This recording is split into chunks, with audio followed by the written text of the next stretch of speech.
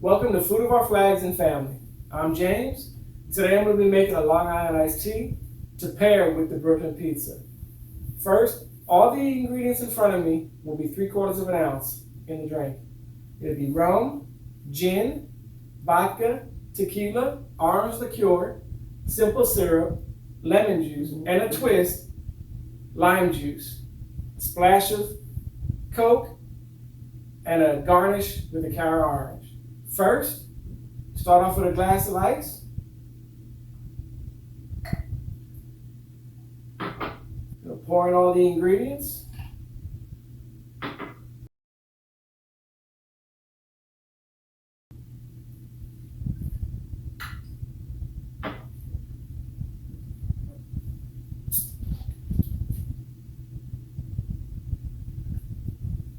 Splash of Coke.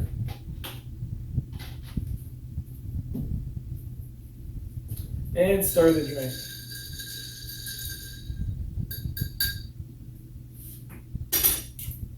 And garnish with the carrot orange and a straw.